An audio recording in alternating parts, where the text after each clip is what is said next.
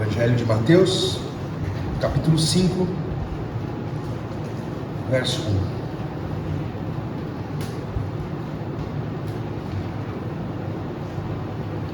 Amém? Diz assim o texto dessa manhã. Ouça com fé, toda a atenção agora à palavra de Deus. Diz assim o Evangelho: vendo as multidões, Jesus subiu ao monte e se assentou.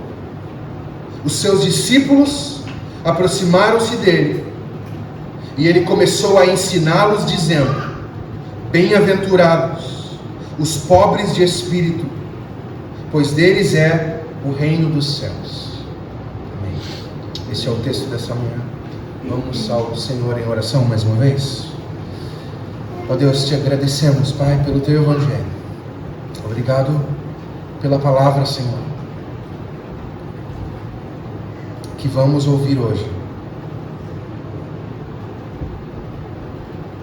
Uma palavra tão importante, Senhor, para a tua igreja. A palavra onde o Senhor mostra o único e verdadeiro caminho da felicidade, Senhor. Nos instrui. Fala conosco, Senhor. Nos mostra quem somos em Cristo Jesus. Qual o caráter dos membros do reino de Deus e da família de Deus. Nos confronta, Senhor. Nos fere para depois nos curar. Mostra-nos quem somos. A nossa pequenez diante de Ti, Senhor. Destrói ídolos nessa manhã. Venha, Senhor, com o Teu martelo, o martelo da Tua palavra. Derruba, Senhor, os ídolos que possamos ter construído em nossos corações.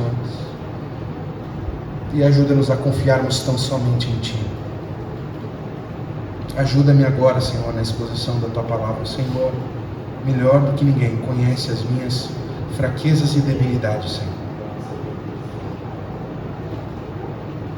O Senhor conhece as minhas limitações como pregador, como homem, Senhor. O Senhor me deu esse trabalho maravilhoso de expor a Tua palavra, mas um trabalho penoso, Senhor. Não permita que eu venha passar nenhuma impressão errada acerca de Ti. Que tão somente o Senhor venha a nos instruir pela Tua palavra. Nos mostrar, Senhor, o Teu reino. Nos enviar em missão, ó Deus, para anunciarmos o Teu bendito Evangelho àqueles que estão perdidos. Faz isso, Pai, para o louvor e glória do Teu nome. Ajuda-nos nessa manhã a respondermos com fé ao Teu Evangelho. Assim oramos em Cristo Jesus. Amém. Você pode tomar o seu assento, por favor?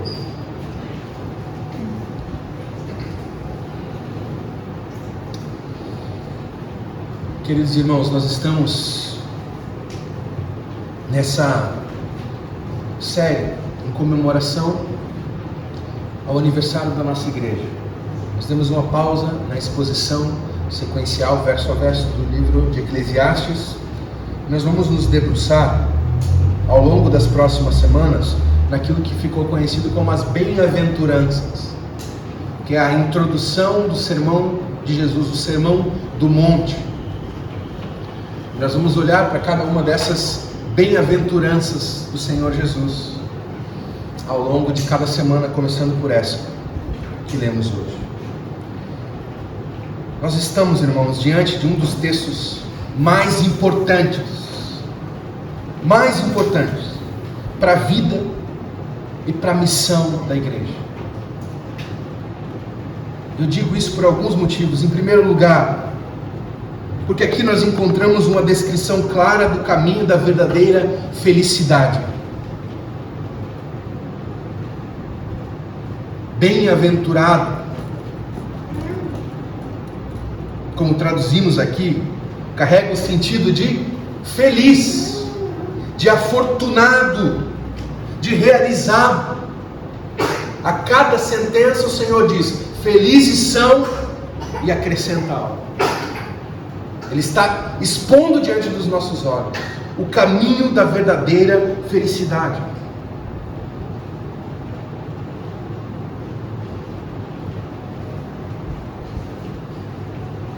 Quando a gente olha ao nosso redor, quem é que a gente costuma considerar abençoado, feliz, realizado?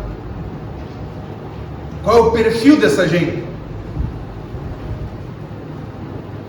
Geralmente são os ricos, bem-sucedidos, influentes, poderosos, pessoas com carreiras promissoras, famílias estáveis, muitos seguidores nas redes sociais, reconhecimento público.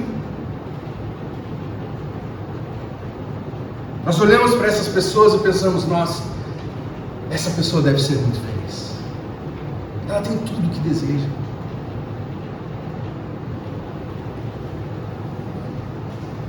Mas Jesus olha para os seus discípulos, gente comum, fraca, que não é nada disso que acabei de citar.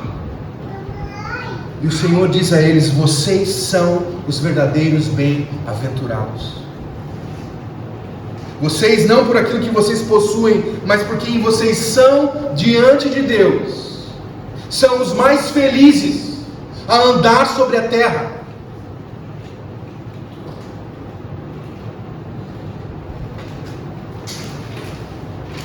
Um dos textos mais importantes para a igreja, para a missão da igreja no nosso tempo, apresenta a nós um caminho de felicidade. E por que isso é importante, irmãos? Por que nós deveríamos olhar com atenção para esse texto? Em primeiro lugar, porque existem muitos crentes infelizes em nossos dias. Pessoas que tendem a andar de cabeça baixa, se vitimizando, tristes em suas almas. Aqui o Senhor expõe o caminho da felicidade. O sermão do monte é ao que deveríamos recorrer quando a nossa alma está pesada, quando desejamos a alegria do reino de Deus. Deveríamos recorrer mais ao sermão do monte. O Senhor está nos mostrando o caminho. Aqui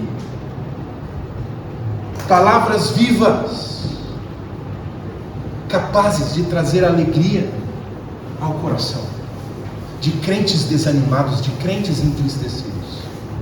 Esse é o primeiro motivo pelo qual deveríamos olhar com atenção para esse texto. O segundo motivo pelo qual deveríamos olhar com atenção para esse texto é que crentes tristes, crentes deprimidos, são um péssimo testemunho para o evangelho que nós anunciamos. As pessoas no nosso tempo, irmãos, elas não estão preocupadas com a verdade em si. Nós vivemos um momento da história em que as pessoas são utilitaristas. Não importa se é verdade ou se é mentira. Eu quero saber se funciona para mim. Se eu comprar aqui esse curso, esse teu método, se eu aplicar, vai funcionar para mim? É como o mundo pensa hoje. Basta você ver a publicidade, basta você ver como as pessoas atraem compradores. Utilitarismo. E aí nós chegamos com boas intenções para anunciar o evangelho, e as pessoas olham para a nossa vida e nós somos pessoas tristes.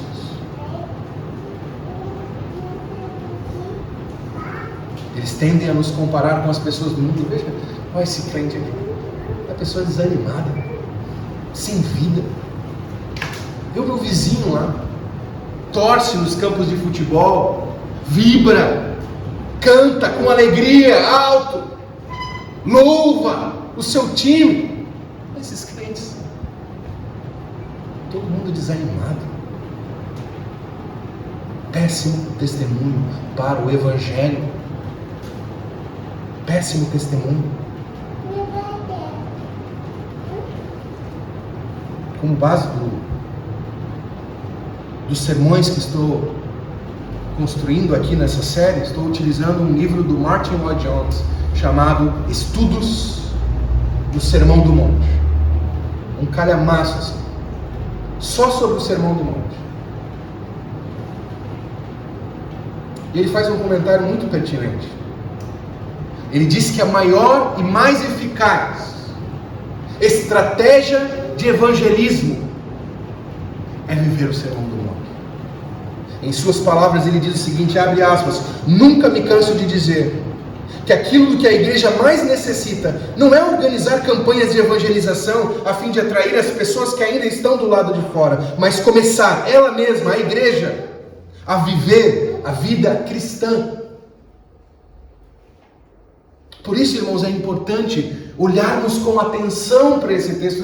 Esse texto é importante para a vida da igreja.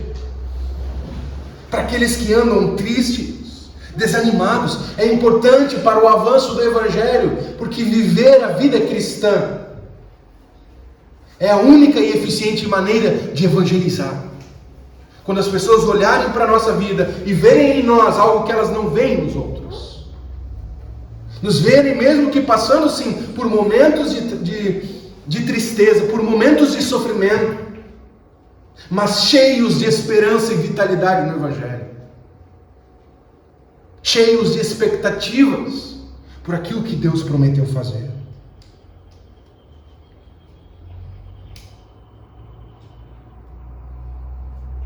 Em segundo lugar, esse texto é tão importante, irmãos, para a igreja e para a missão da igreja, justamente porque a linha entre o crente e o descrente fica cada vez mais apagada, mais borrada. Cada vez mais é difícil identificar um crente e um descrente. O mundo tem entrado na igreja, a igreja tem se mundanizado, as pessoas, os crentes, acham que é plausível viver como os descrentes, fazer o que os descrentes fazem, pensar como os descrentes, comprar os que os descrentes compram, promessas de redenção.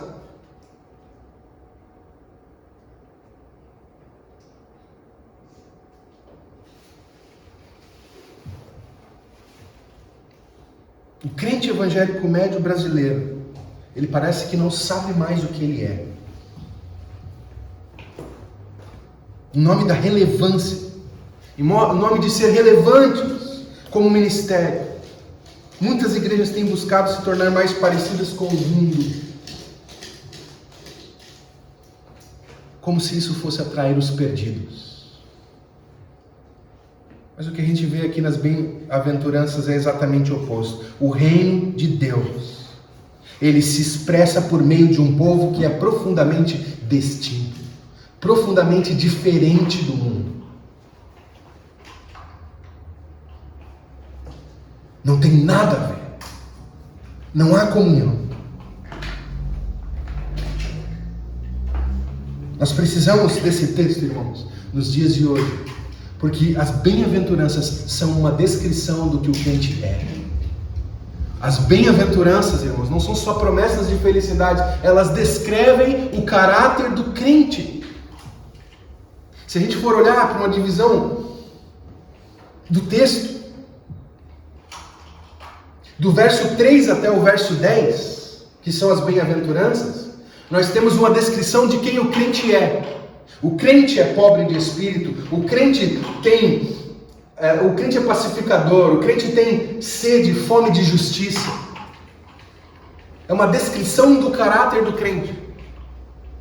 Até o verso 10. Versos 11 e 12 descrevem como é que o mundo responde ao caráter do crente. Bem-aventurados serão vocês quando por minha causa os insultarem e os perseguirem. Veja como o mundo responde diante do caráter do crente. Insulto, perseguição. E aí, do verso 13 até o verso 16, nós vemos qual é a função do crente na sociedade e no mundo. Luz e sal da terra. O que o crente é. Como o mundo responde ao que o crente é e a função do crente no mundo. Você entende? Você entende que nós estamos diante de um dos textos mais importantes para a igreja em nossos dias, que nos mostra o caminho da felicidade, que nos ajuda a encontrarmos o caminho da felicidade, que nos ajuda a darmos um bom testemunho à medida em que nos tornamos felizes por sermos membros do reino de Deus. À medida em que nós descobrimos mais e mais quem somos em Cristo Jesus, descobrimos a nossa identidade, qual a nossa função no mundo e também o que esperar do mundo. Importante para a igreja e para a missão da igreja. Eu quero que você entenda isso. Não despreze o texto. Não passe aqui como se fosse só mais um texto qualquer. Um texto extremamente importante. As bem-aventuranças, elas abrem o que a gente chama de o Sermão do Monte. Quando o Senhor subiu ao monte e pregou aos seus discípulos. Essa é a mais longa e conhecida pregação de Jesus. Mateus nos diz que ao ver as multidões, Jesus sobe o monte. Havia uma multidão diante do Senhor. Ele sobe o monte e se assenta como um antigo mestre da Torá do seu tempo. Como alguém que vai ensinar aos seus discípulos. E ele passa então a ensinar os seus discípulos. Essa informação, irmãos, é fundamental. A gente precisa entender esse contexto. Por quê? Porque embora as multidões estivessem presentes ali, as palavras de Jesus são dirigidas aos seus discípulos. Ou seja, isso aqui não é um discurso evangelístico do Senhor Jesus. Não. Ele está falando para a sua igreja, ele está falando para os seus discípulos. É um ensino para aqueles que já pertencem ao reino de Deus. Ele está descrevendo aqui as marcas do verdadeiro discípulo para os seus discípulos. Aquilo que distingue eles dos restantes, do restante do mundo. Aquilo que distingue eles da multidão.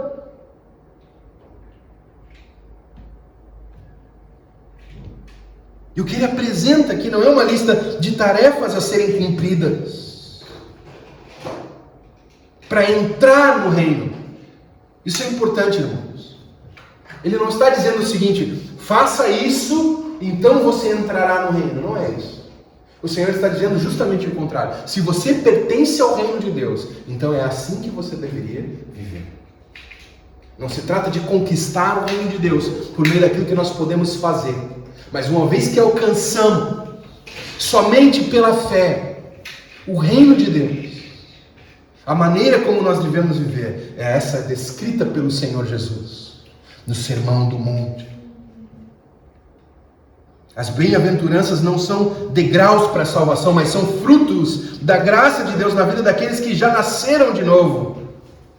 E a primeira delas estabelece o fundamento de todas as outras. O Senhor Jesus não está ali falando ao vento. Ele é um pregador experiente, o maior de todos os pregadores. Ele está colocando as coisas na sua devida ordem. E ele começa com a primeira bem-aventurança não por acaso. É o fundamento de todas as outras. Ele diz: bem-aventurados os pobres de espírito, porque deles é o reino dos céus. A pobreza de espíritos, irmãos, é o ponto de partida para toda a vida cristã. É onde tudo começa. Sem ela, ninguém entra no reino de Deus. Ninguém pode conhecer a Deus sem ser pobre de espírito. E com ela, todos os outros aspectos da espiritualidade se tornam possíveis para nós. Essa expressão aqui, pobre de espírito, ela não se refere a uma condição financeira, como o romanismo interpretou, como os anglicanos interpretaram. A ideia de que você precisa fazer voto de pobreza para entrar no reino dos céus. Não é isso. Não se refere à condição financeira, mas à postura interior de quem reconhece a própria miséria diante de Deus. Ser pobre de espírito é saber que por nós mesmos nós não temos nada a oferecer. É declarar falência espiritual. É confessar a nossa total dependência da graça de Deus. Reconhecer o que Jesus disse a nosso respeito: sem mim nada podeis fazer.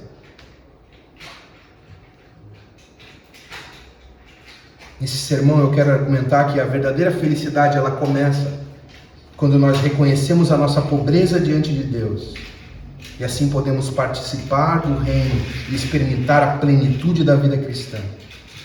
Veja, Jesus diz que os felizes, os bem-aventurados, são os pobres de espírito. Mas o que é que isso significa na prática? Vamos explorar essa verdade aqui em 3 movimentos. Em primeiro lugar, ser pobre de espírito é reconhecer que nós não somos autossuficientes diante de Deus. Nós vivemos numa cultura, irmãos, que exalta a autoconfiança. O lema do nosso tempo é: você quer vencer, você quer ser um vencedor. Acredite em você mesmo. Acredite em você mesmo, tenha fé em você. Você vai conseguir. Se a gente acreditar em nós mesmos, então vamos conquistar o mundo e não vamos precisar depender de ninguém. É a ideia de que nós precisamos ser fortes, positivos, autônomos. Essa ideia é vendida como uma fórmula de sucesso e de autoestima. Mas Jesus começa o seu ensino afirmando exatamente o oposto. O Senhor está invertendo completamente a lógica desse mundo quebrado, está dizendo: é mentira. O caminho da felicidade passa pelo reconhecimento da nossa fraqueza. Os pobres de espírito são aqueles que sabem que não conseguem salvar a si mesmos, nem conduzir as próprias vidas sem a ajuda de Deus. Eles oram como aquele publicano no templo: Senhor, tem misericórdia de mim, porque eu sou um pecador. Enquanto o mundo diz: confie no seu potencial, Jesus diz: reconheça a sua pobreza espiritual. É por isso que tanta gente tropeça aqui nessa primeira bem-aventurança, porque ela fere o nosso orgulho. Ela desmonta a ideia de que nós podemos chegar a Deus pelo mérito próprio. Em segundo lugar, veja que ser pobre de espírito é entender que tudo o que temos é pela graça. A pobreza de espírito não é baixa autoestima, irmãos, nem falsa modéstia. Por vezes a gente pode olhar para uma pessoa e pensar: não, essa pessoa é humilde, é pobre de espírito, quando na verdade não é. Precisamos entender algo sobre as bem-aventuranças. Não é que elas são inatas do ser humano, como se algumas pessoas nascem, por exemplo, mais humildes. Não é isso. Todas as bem-aventuranças são uma obra de Deus em nós. É impossível que o homem cumpra esses requisitos por conta própria. É impossível. Talvez você olhe para um descrente e pense: mas é uma pessoa humilde, uma pessoa boa. Por mais que não tenha Jesus, parece que ela vive como alguém do reino de Deus. Ela é humilde, é pobre de espírito, é uma pacificadora. Meus irmãos, nenhuma dessas características descritas aqui são características inatas das pessoas. Ninguém fora do reino de Deus possui essas características. O que a gente vê e o que é descrito aqui são coisas diferentes. O que você acha que é humildade, o que você acha que é ser um pacificador, pode ser uma coisa completamente diferente. Pode ser fraqueza, pode ser timidez, pode ser outras características que sim são inatas do ser humano. Mas a lista descrita aqui é uma obra de Deus no crente. É obra da graça. Ser pobre de espírito não é dizer: eu não presto para nada, eu não sirvo para nada. Antes é andar com uma consciência realista. Tudo o que nós somos e temos vem da mão de Deus. O pobre de espírito, ele não é aquele que se gaba das suas conquistas espirituais. Ele não olha para o outro com ar de superioridade. Ele não se compara. Ele sabe que se ele está de pé pela graça de Deus, se ele conhece a verdade é porque Deus o alcançou e revelou a ele a verdade. Se ele tem dons e talentos, foi o Senhor quem deu. Ele entende sim o seu valor. Mas sabe que tudo isso vem da mão do Senhor. E isso muda completamente a forma como a gente lida também para com os outros, não só para com nós mesmos. A pobreza de espírito nos torna mais humildes, mais generosos, mais compreensivos. Ela quebra o nosso orgulho religioso, ela nos impede de pensar como os fariseus pensavam, que se achavam melhores que os outros porque jejuavam, oravam e seguiam determinadas regras. Na igreja isso se aplica de forma muito prática. Quando alguém escorrega, o pobre de espírito estende a mão. Aquele que se acha rico de espírito aponta o dedo. O pobre de espírito ora: Senhor, eu também sou frágil. Senhor, poderia ser eu, se não fosse tua graça, seria eu. Tem misericórdia de nós, mas o rico de espírito pensa: isso nunca aconteceria comigo.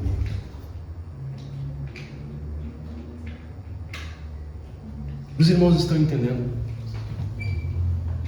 Em terceiro lugar, ser pobre de espírito, irmãos, é abrir espaço para o reino de Deus. Note que Jesus diz: deles é o reino dos céus. Ou seja, o reino pertence no presente aos pobres de espírito.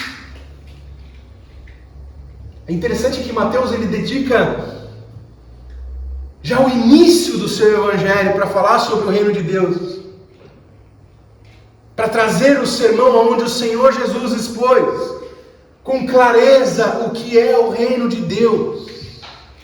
E aí, combatendo a mentalidade judaica, materialista daquela época, que esperava um reino físico, que é libertar eles finalmente dos seus opressores romanos, tornar novamente Israel uma nação debaixo de um rei. É isso que eles esperavam. Um rei militar, um rei que ia levantar as pessoas para tomarem armas e derrubarem o poder. Era esse o Cristo que eles estavam esperando. Esse era o reino de Deus, o qual eles esperavam. E Mateus traz o Sermão do Monte para revelar uma realidade acerca do reino de Deus. Que o reino de Deus é, sobretudo, um reino espiritual. Por isso o Senhor Jesus disse: o reino está dentro de vós. O que significa o reino estar dentro de nós, irmãos? Significa que existe algo além de nós que governa a maneira como nós pensamos, sentimos e agimos. O reino de Deus está dentro de vocês. O Senhor Jesus diz: deles é o reino dos céus, o reino que pertence a eles no presente. Não se trata só de uma promessa futura, mas de uma realidade atual. Onde há pobreza de espírito, ali está o reino de Deus. O orgulho fecha a porta, a autossuficiência é abandonada.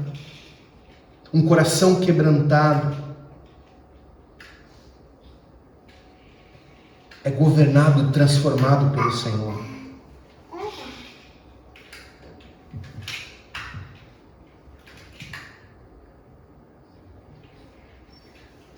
Isso é importante, irmãos. Tem implicações para a nossa vida pessoal, mas também para a igreja. Uma comunidade que é pobre de espírito, de fato, como descrito aqui.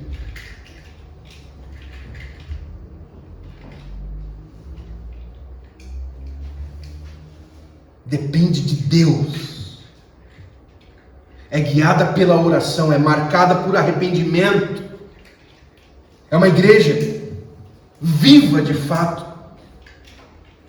Mas uma igreja orgulhosa, ela pode ter até estrutura, programação e até mesmo fama, mas não tem o reino de Deus. Da mesma forma, irmãos, um coração pobre de espírito é um terreno fértil para a ação do Espírito Santo na santificação.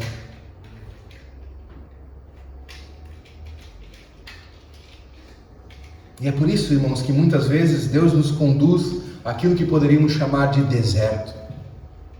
Momentos de sofrimento, de provação, de escassez. Justamente para nos mostrar a nossa pobreza. Para nos dar um choque de realidade. Como fez com a igreja, a qual escreveu uma carta por meio do apóstolo João, que encontramos em Apocalipse. O Senhor diz: você acha que é uma igreja rica?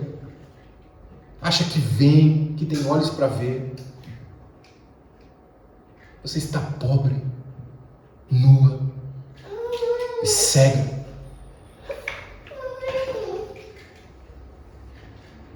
O Senhor dá um choque de realidade. Veja a sua miséria, então compre de mim bálsamo para os seus olhos, vestes novas.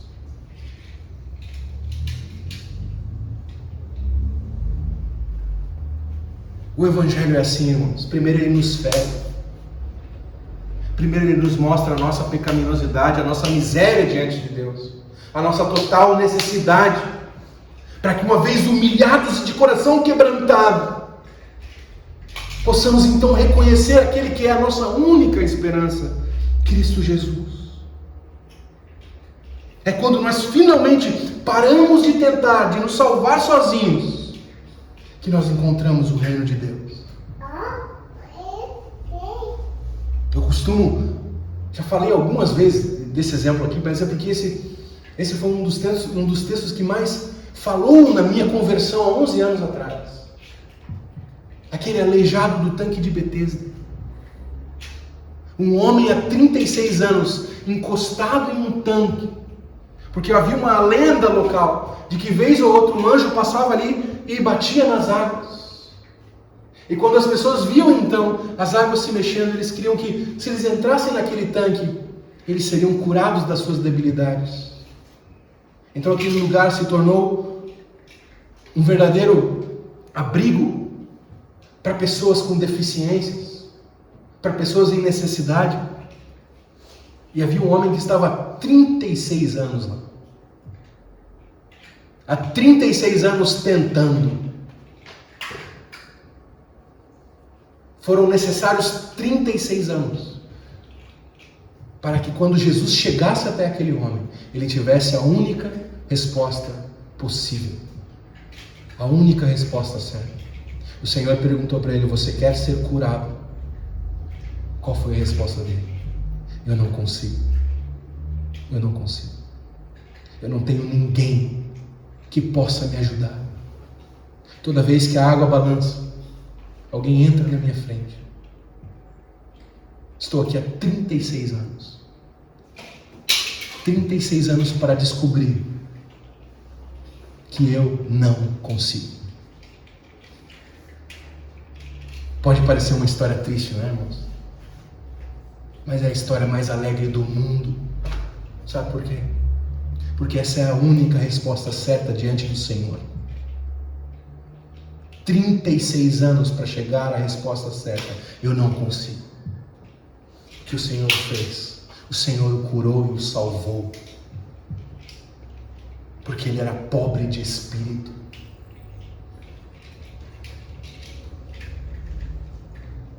Pobreza de espírito, irmãos, é a porta de entrada para o reino dos céus. Nós precisamos admitir que a nossa cultura vive batendo em outras portas. Todas elas erradas. O mundo vende um ideal de felicidade que passa longe daquilo que Jesus ensina aqui. Nós vivemos rodeados de mensagens que dizem que você será feliz quando você conquistar a independência financeira, quando você atingir um determinado corpo ideal, quando você tiver um relacionamento perfeito, um esposo, uma esposa, quando você ganhar reconhecimento e influência pela sua carreira, quando você viajar para os lugares certos, consumir as coisas certas e ter experiências certas. Isso é o que nos vendem todos os dias. Promessas de redenção disfarçadas. E nada disso em si é necessariamente ruim. Conquistar a independência financeira, atingir um corpo saudável, todas essas coisas são boas. O problema é quando elas se tornam a nossa redenção. Quando a nossa fé está nelas. Quando eu atingir, eu serei feliz.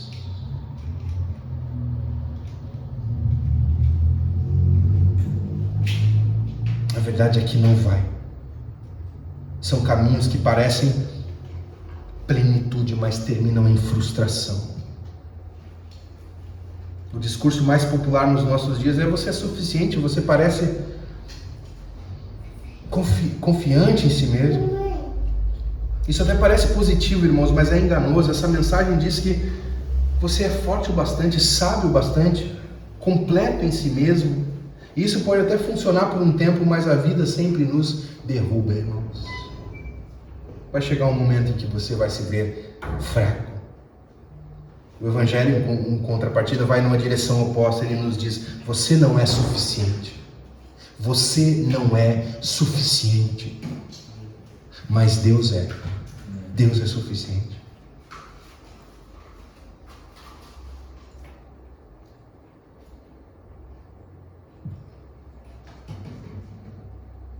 As palavras de Jesus, irmãos, nesse sermão aqui, são como um espelho.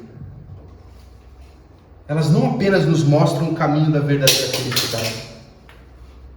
O Senhor Jesus está dizendo: olha, felizes são os pobres de espírito. Feliz é aquele homem no tanque de Betesda. Felizes são vocês que reconhecem a sua miséria, a sua necessidade de graça. Felizes são vocês. Elas nos revelam, irmãos, essas palavras, quem é que nós realmente somos. Não é que existem crentes que são pobres de espírito e outros que ainda precisam alcançar. Não. Todo crente é pobre de espírito. Todo crente. A questão a grande pergunta é: como é que você se vê diante de Deus? Como você se vê diante de Deus? Gideão recebeu a visita de um anjo que anunciou para ele que ele faria grandes coisas. Sabe qual foi a resposta dele? Eu já esperava por isso. Eu sou o cara. Foi essa a resposta dele? Sabe o que ele disse? Senhor, eu sou o menor da minha tribo, a menor de todas as tribos, a tribo mais irrelevante. Quem sou eu? O que é que Isaías fez quando contemplou o trono de Cristo? Senhor, eu sou um homem impuro, de lábios impuros, tem misericórdia de mim. E Moisés, um homem com instrução do Egito, o maior dos acadêmicos, aquele que tinha cursado a melhor faculdade do seu tempo. Quando o Senhor o chama e lhe dá uma missão, qual é a sua resposta? Eu sou pequeno demais. Esse trabalho é grande demais para mim. Apóstolo Pedro. Veja Pedro antes da sua conversão. Ele provavelmente é a figura de autoconfiança que por vezes nós buscamos. Cara autoconfiante, se impunha, fazia e acontecia. Mas quando o Senhor Jesus se apresenta a ele, o que ele diz? Senhor, afasta-se de mim, porque sou um pecador. Você entende? Pobreza de espírito. Se a sua postura diante de Deus é uma postura de arrogância, se a sua postura diante de Deus é achar que tudo está bem, que você no fundo é uma boa pessoa e você então merece o reino dos céus, você não conhece a Deus. Você não conhece. Todos os homens que se depararam com Deus foram humilhados, se viram como nada. O apóstolo João, na ilha de Pátimos, quando recebeu a revelação do Apocalipse diante de Deus, ele caiu como morto. Meus irmãos, ninguém conhece a Deus sem uma profunda convicção do seu pecado, da sua miséria e da sua necessidade total e completa da graça de Deus em nosso favor. Qualquer outra postura diante de Deus é de alguém que nunca conheceu a Deus. As boas notícias, irmãos, as boas notícias é as que lemos no Salmo da abertura desse culto. O Senhor atende aqueles que são quebrantados. Há duas formas de responder a esse sermão. Você pode olhar e falar: não é para mim, estou acima disso. Sou uma boa pessoa, nunca matei, nunca roubei, nunca fiz nada de errado. Deus me deve a salvação. Você pode agir assim. Ou você pode olhar para o Cristo revelado nas Escrituras, o Cristo que nos prega esse sermão, e reconhecer a sua miséria. Quanto mais você for ao livro de Deus, quanto mais você conhecer o Deus descrito aqui, mais pobre de espírito você será. Mais você vai ter consciência da sua miséria. Ao mesmo tempo em que poderá descansar com confiança na salvação prometida aqui. Sabe por quê? Porque é o que o Senhor está dizendo nesse texto. Bem-aventurados, felizes são os pobres de espírito, porque deles é o reino dos céus. Vamos orar, fique de pé.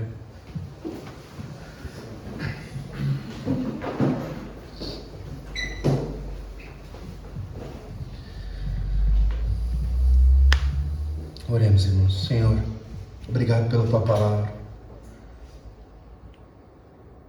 Obrigado, Senhor, porque ao mesmo tempo em que a Tua palavra nos revela a nossa miséria, a nossa necessidade, ela também nos aponta Cristo.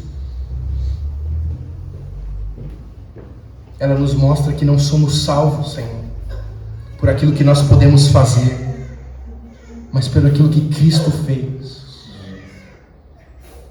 Tua palavra diz, Senhor, que se com a nossa boca nós confessarmos e crermos com o nosso coração que Cristo é o Senhor e que Ele ressuscitou dentre os mortos, seremos salvos, Senhor. Não por causa da nossa performance, Senhor, não por causa de uma ideia infeliz e mentirosa de que o que precisamos é de autoconfiança. Não, Senhor, mas é saber que nós podemos confiar em Ti e que em Ti podemos fazer grandes coisas. Que sim, Senhor, o mundo nos traz muitas aflições, mas o Senhor já venceu o mundo. Que por mais que sim, nós sejamos pobres de espírito, Senhor, reconhecemos a nossa total necessidade da Tua misericórdia e da Tua graça. Senhor, o Teu reino pertence a nós.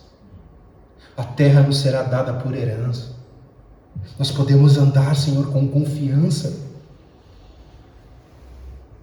Podemos anunciar o Teu Evangelho, Senhor. Podemos falar do Teu reino. Mesmo que a resposta do mundo seja perseguição e insulto, a Tua palavra diz: felizes serão vocês quando forem insultados.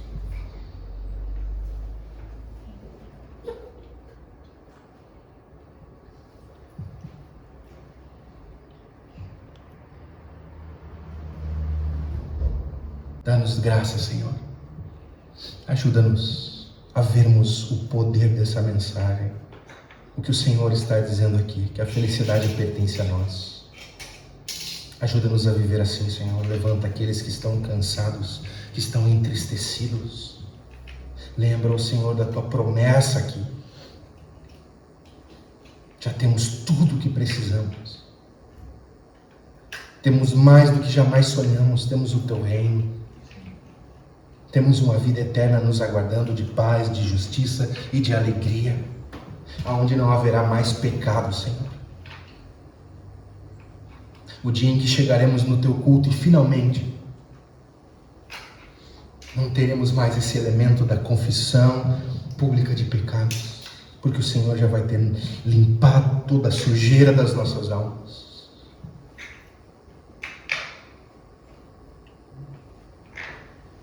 Nós não seremos mais tentados a abandonar a Tua verdade, Senhor, para dar ouvidos ao pecado. Estaremos livres, final e definitivamente, para viver uma vida eterna de paz, de justiça e de alegria no Teu reino, ao qual nós já pertencemos pela fé em Cristo Jesus. Por isso nós Te louvamos, Senhor. Ajuda-nos a vivermos com alegria, Senhor, com ousadia. Ajuda-nos, Senhor, na compaixão com aqueles que pecam ao nosso redor. Lembra-nos que se não fosse a Tua graça, seríamos nós, Senhor. Ajuda-nos, Senhor, a darmos um bom testemunho do Teu Evangelho, à medida em que vivemos de fato o Teu Evangelho, de que vivemos, Senhor, como cidadãos do reino de Deus, diante dos olhos dos descrentes, Senhor, para que eles sejam convencidos da Tua glória e da Tua graça, que nós possamos anunciar a eles as palavras do Senhor Jesus, o Teu Evangelho, Senhor, anunciar a salvação àqueles que estão longe, para que na expectativa, Senhor, de que sejam também salvos, de alcançar os Teus eleitos. Ajuda-nos a entendermos quem somos, Pai, para o louvor e glória do Teu nome. Te agradecemos pela Tua palavra e pedimos a Tua ajuda. Ajuda-nos, Senhor. Ajuda-nos ao longo dessa semana que começa a reconhecermos o que de fato somos e a alegria que temos em sermos de fato pobres de espírito, Senhor. Assim nós oramos em Cristo Jesus. Amém.